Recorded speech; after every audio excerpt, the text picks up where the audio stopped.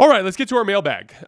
First thing before we get into any questions, I always have to clarify this. Guys, I don't make the thumbnails.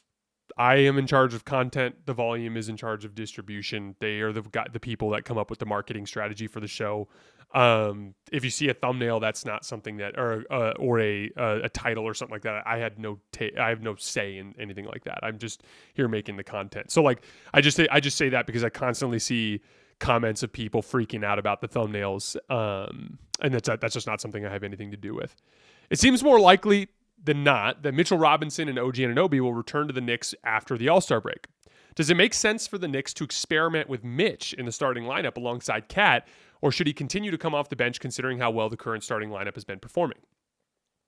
I think you absolutely have to experiment with Karl-Anthony Towns alongside Mitchell Robinson. There's several reasons for this. One, it's a matchup thing. I've always just been a big believer that you want to have different looks when you get into the postseason if you can afford it.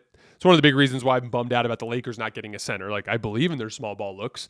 I think their small ball looks are going to be tough to contend with. But I think it's advantageous if a situation arises in the postseason and you need to go bigger, that you're able to do so, right? Like, not the least of which is for Nikola Jokic, right? As far as New York goes, like, there's not necessarily a team there are certain teams. Milwaukee is an example of a team, especially with Kyle Kuzma now, that can provide a very big front line to where you might want to try to match size for size. I think a big part of it is the defensive flexibility. A big part of what's caused problems for the Knicks defense over the course of the season is teams picking on Brunson and Cat, usually at the same time, getting Cat into the screening action after they bring Brunson in onto the primary ball handler as a defender by just setting an early screen with a guard or something along those lines, right? But if you have a legitimate rim protector like Mitchell Robinson behind the play, or if you can bring Mitchell Robinson up into action and have Karl-Anthony Towns operate as a low man, that's just a more achievable defensive role for Cat. If Cat knows I've got help on the back line, or I don't have to be the guy that's coming up into these ball screens, that goes a long way towards giving you an easier job for Cat to do. Like, for instance, right now, Cat is pretty much guarding the center as often as you can imagine to try to give him an achievable defensive role. You can tuck him away on a weak forward if you have a center that can guard the opposing center. I think it's absolutely worth trying to build out that look, even though, yeah, you're obviously going to stagger them a lot throughout the game. It's only been 2 games, but have you seen any differences in how the Lakers are using Luka as opposed to Dallas? Here's the thing. Luka's been very unaggressive over the course of the first 2 games. That's been, especially the first, like the game on Wednesday was just one of the worst Laker efforts of the season. I basically just crumple up that game and throw it away. The Monday game, though, like LeBron and Austin were super aggressive, like right out the gates, and Luka was kind of passive and just kind of watching things and not really getting very involved in the offense. I don't think either of those games represent what this is going to look like. My guess is that JJ Redick over the course of this weekend and running into practice on Monday and Tuesday is going to heavily emphasize at least either specific lineups that will flow through Luka, or even with the starting lineup, asking LeBron and Austin to just play off of Luka more and let Luka get the ball. Because, like, again, Luka's best asset to this team is shot creation. You could argue the more you put on Luka offensively, the more you can rely on LeBron as a defender and as a rebounder. The more you can rely on Austin as like a closeout attacker, as like guess what? Austin is a capable defender. This is one of the things Carson and I got into an argument with about earlier today. But like Austin, when he doesn't have to do everything on offense, he actually can be a dependable defensive player at the guard position. Not a great defender, but he can be a good defender. Shouldn't be guarding the other team's best player, but he can guard.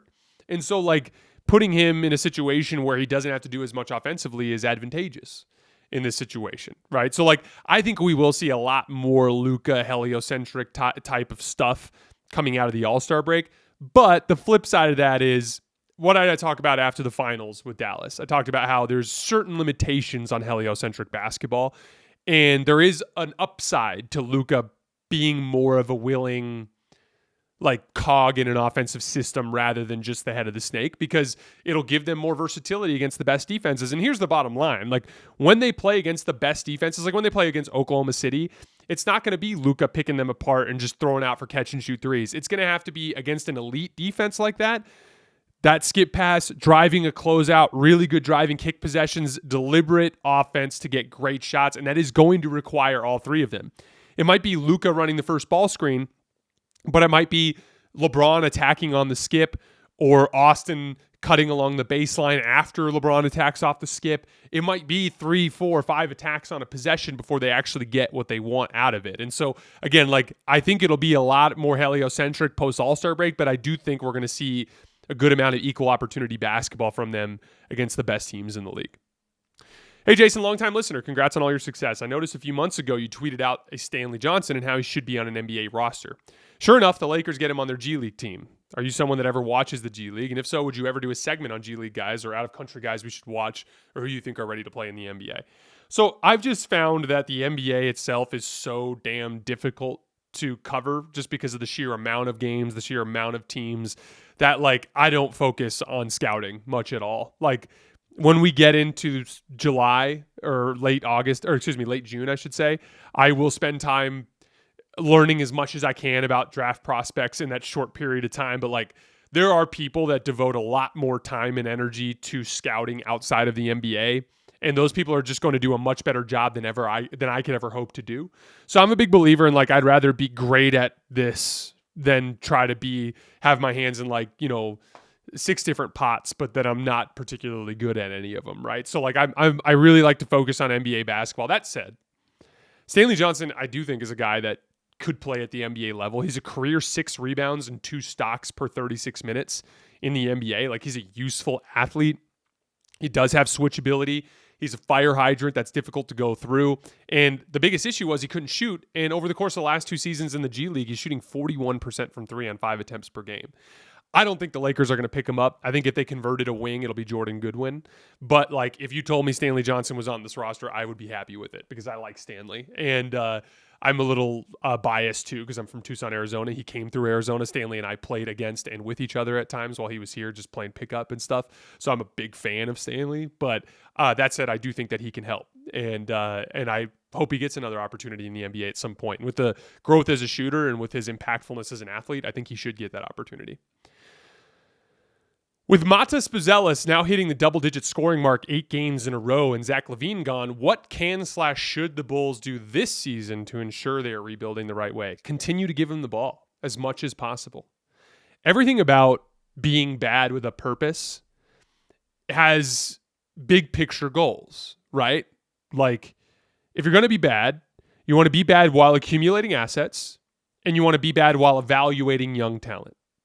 I've joked about how, like, a lot of times when you're in rebuilding, you'll take on bad contracts, with draft compensation being the reward for the bad contracts. Then what ends up happening is you have a bunch of guys on these rookie deals where they're making somewhere between, $2 and $8 million a year that are on these, like, cost-controlled contracts that you're actually playing while you tank. Those guys, you need to determine which ones of those guys can be extended, should be extended, are part of your big picture goals as a franchise and the team that you're trying to build. You need to find out what Matas Buzelis is. Is he just like a Michael Porter Jr. weak side wing defender, rebounder, guy who attacks with an advantage? Or is he a guy that can run action and run a lot of it? Right? Like, that's the kind of stuff that you got to figure out, because which one of those 2 players he becomes plays a big role. You might find out, he'll never be good enough defensively for this to work. Okay, well, we need to find out. We need to play him large amounts of minutes, give him lots of repetition, right? And so the best thing you could do is put the ball in his hands and just find out what this kid is capable of in these moments where you can afford to give him that opportunity. As currently constructed, where do you believe that the expectations should be for the Lakers this postseason? I'm borderline wanting to consider them contenders because of the sheer fact that they have Luka and LeBron, who are 2 of the most consistent guys in the league, but I want to be cautious. I'm going to say exactly what I said to the Nerd Sesh guys earlier today. I don't know what the Lakers are going to be. I haven't seen them play nearly enough basketball. I need to see a lot more. That said, they're somewhere between, in my opinion, a second-tier contender and a third-tier contender. To me right now, I kind of view as like Boston, OKC at the top. I'm starting to slot Cleveland in that second tier these days. Denver, to me, is in that second tier. The Lakers are either going to be in that second tier with Denver and Cleveland or in the tier right below, but we need to watch them play a lot more basketball. I think, here's the thing, if they're a second tier contender, let's say that we end up putting them in that second tier, I'm still worried about a Jokic matchup. I'm still really worried about a Celtics matchup because the same reasons that Dallas struggled last year trying to guard Boston at times, right? So, like, I think they have matchup weaknesses, but I also just put this, like, simple I presented this to Carson today. If it's LeBron, Luka, Austin, Dorian Finney-Smith, and Rui, how are you getting stops against the Lakers in a big spot? Like how? Who are you helping off of? Dorian Finney-Smith is a knockdown three-point shooter. Rui can drive closeouts. Austin can drive closeouts. LeBron can drive closeouts. Luka can drive closeouts. You can't leave any of them open. Like, they're going to have legitimate 5-out spacing with that group. Like, LeBron and Luka should be able to get to the rim whenever they want. Okay, you have a big enough... Let's take Oklahoma City, for example. They have Lou Dort. They're going to put Lou Dort on Luka, and it's going to make life really difficult for Luka. Okay, who's guarding LeBron? Jalen Williams? Like, LeBron's going to do a lot of damage to Jalen Williams. You know what I mean? So, like, that's not to say that I would pick the Lakers over the Thunder. I don't know. I honest to God, I'm not going to give you guys my, like, contender ranking for the Lakers until I watch them play a lot more basketball. They're a brand new theoretical team right now that's played the Utah Jazz twice. They tried in one game and kicked the shit out of them. They didn't try in the next game and got their shit kicked out of them. So, like, I don't know exactly what they're going to be yet. We will find out. But, like, I mean, LeBron is 40 years old, and he's a championship or bust kind of guy. And I'm sure that he thinks that they can win. And I would imagine they're going to view anything other than them winning as a failure. But, like, I don't know what they're going to be. And we just need to see a lot more basketball before we can make that kind of decision. So with the Mark Williams trade falling through, the Lakers are obviously aiming for free agency to grab that lob threat big. How would you feel about Jalen Duren to the Lakers? He's only 21 years old, 6'10", 250 pounds, and is a lob threat, and is a free agent this summer. He's also averaging 70% from the field. And I know it's early, but any realistic free agents you see on the Lakers. I have a hard time believing Detroit's just going to give up on Jalen Duren. He's had some issues with like guarding on the perimeter against stretch fives, but I think he's been really good outside of that. And is a really nice fit with Cade, got good hands, finishes everything around the basket. So, I mean, when I look at this summer for the Lakers, I think they're going to be keying in on guys like Rob Williams, Nick Claxton, guys in that like less than $25 million a year range that they think they can piece together a couple of guys to just match salary and get.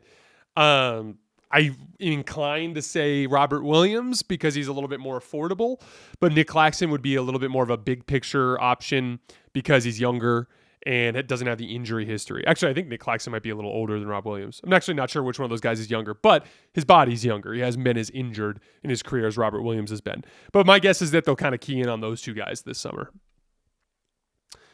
Nuggets in 4. Just kidding, but not so much. Without AD, I don't see how the Lakers stand a chance against Jokic. How do you feel about the Lakers versus Nuggets? Playoffs with the current rosters, injuries aside.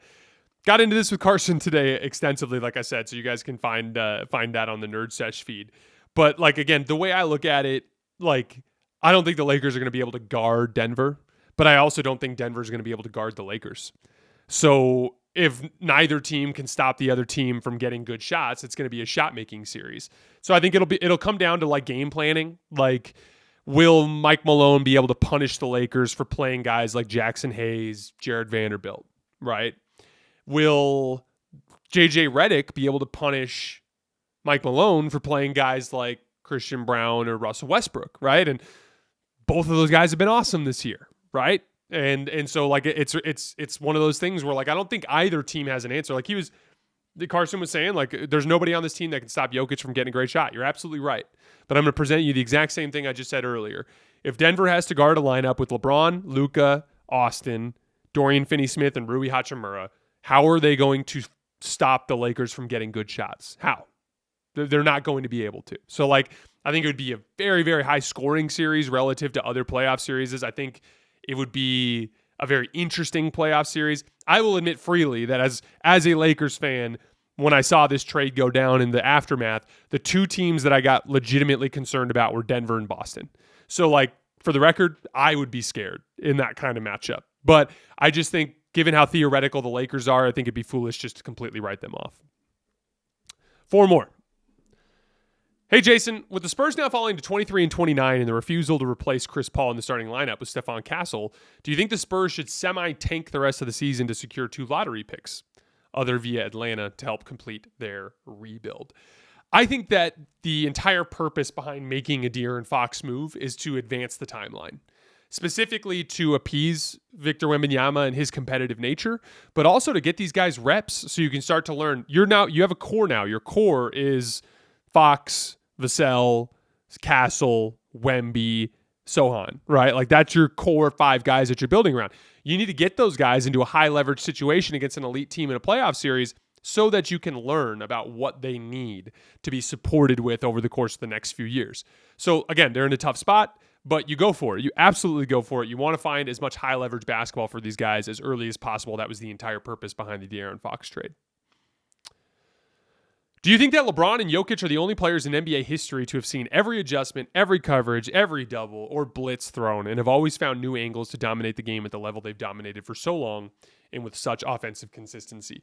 I don't think it's only those two. I generally think that all basketball players have gotten better, even just in this era. I think Steph Curry is another guy where like he's competed against switching by just running around like crazy and forcing teams to make mistakes when they're switching. He's beat switching big looks by just attacking them off the bounce. Famously did a lot of picking on Horford and Robert Williams in the NBA Finals in 2022. He's a drop coverage killer. He annihilated the Celtics drop coverage for the most part over the course of that series, which was a big part of why they had to switch at times, right? Like he's done a ton of blitz him. Yeah, be my guest. That was literally how they won the 2015 finals. That was how Andre Iguodala got finals MVP. So like, I think he's countered all these different coverages as well. Again, like when I think about like peaks, I think Jokic has reached an offensive peak that no player ever has. I think LeBron has reached a two-way peak that no player ever has. And I think at LeBron's peak, Steph was also about as good on the offensive end of the floor when he was at that point. So like, again, they all have like these different kind of calling cards, but there are definitely a lot of players in NBA history that have overcome anything a coach can do. Like Michael Jordan wasn't a guy that in the 90s was struggling with any specific coverage, if that makes sense. Why aren't people, including you, talking about what the Thunder are doing? At the All-Star break, they have the best net rating of all time, as well as the best relative defense ever. I just don't understand why they're not being talked about at all, much less like the all-time great team they've been to this point. It's not a small sample size anymore. Couple things. I did just talk about them yesterday, I think. We just got into them in the defensive run that they went on at the tail end of the game against, was it the Miami Heat? Yeah, Miami Heat. And I talked about their defense and how it was so exceptionally great. The other thing, too, is like the dominant regular season team is always the least interesting NBA regular season story. It's unfair that it works that way, but it's just the reality. Like, there's no debate about it. There is debate surrounding bad teams or teams that have more significant flaws, because then you can argue these are their flaws or these are their strengths, right? Like, it's kind of weird how it works in the NBA, how the teams that dominate kind of disappear into the top and the teams that suck disappear into the bottom, and then we spend all this time debating the middle tier. Like, that's kind of like how it works for whatever reason.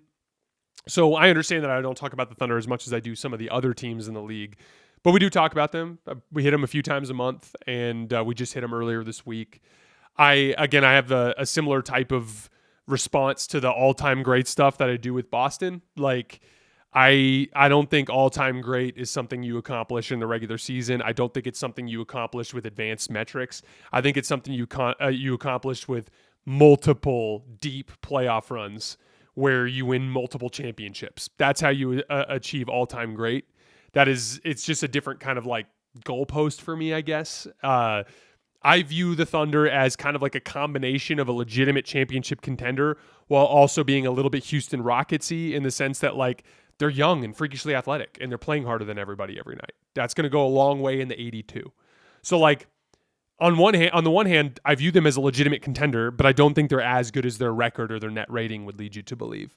And they still have some big question marks to me. Like Minnesota kind of mauled them in the fourth quarter yesterday. Got a bunch of stops, ate them up on the offense. They had 20 offensive rebounds in that game. And like I do think about certain teams that have physical size mismatches that they can present. I do worry about the multiple times this year in big spots, whether it's against a good team on the road or whether it's in the in-season tournament championship where their offense just falls apart. And it becomes, can Shea make shots? And he takes a lot of mid-range shots that he just has to hit at a super high efficiency for them to be worth it, right? And he does, for the record. But like there's a certain amount of like frailty with them that I see with every team in the league except for basically Boston. And even then there's a little bit of frailty just in their defending championship itis where they've been so sloppy with their shot selection at times this year. Actually that's my bad. I have the Mitchell Robinson one in here again, so I already hit that one. So we're actually done for the day. All right, guys, that's all I have for today. As always, I sincerely appreciate you guys for supporting me and supporting the show. I hope you guys enjoy the weekend. We'll be back on Monday. We'll enjoy the All-Star break. We're gonna do some stuff. The games get started back up on Wednesday, but we're gonna do some stuff on Monday, Tuesday, Wednesday, like contender rankings. Maybe a check-in with the Nerd Sesh guys. We'll see. We're going to do some stuff early next week to kill time before we get into the rest of the season. But again, as always, I appreciate you guys, and I will see you next week.